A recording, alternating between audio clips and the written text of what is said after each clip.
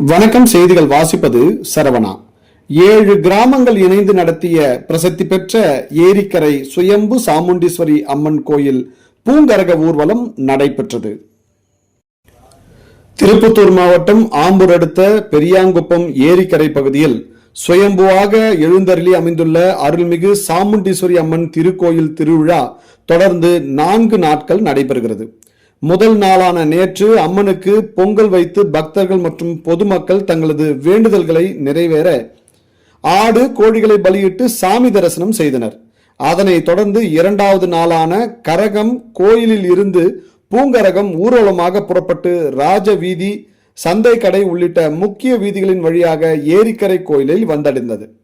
இதில் சுற்று வட்டார 40க்கும் மேற்பட்ட கிராமங்களில் இருந்து பல்வேறு மாவட்டங்கள் மற்றும் ஆந்திரா, கர்நாடகா மாநிலத்திலிருந்து ஆயிரக்கணக்கான பக்தர்கள் பங்கேற்று தங்களது வேண்டுதல்கள் நிறைவேற பெண்கள் அங்க பிரதட்சணம் செய்து சாமி தரிசனம் செய்தனர். மேலும் பக்தர்கள் பொதுமக்கள் கரகத்தின் மீது உப்பு, மிளகு, பொறி ஆகியவற்றை போட்டு வழிபட்டனர். மேலும் பூங்கரகம் கோயில் அருகே வந்தடைந்த போது விழா குழுவினர் போதுமான ஒத்துழைப்பு அளிக்காமல் அறநிலைத்துறையினரின் அலட்சியத்தால் தள்ளுமுள்ளு ஏற்பட்டு காவல்துறையினர் கட்டுப்படுத்த முடியாத சூழலுக்கு தள்ளப்பட்டனர்.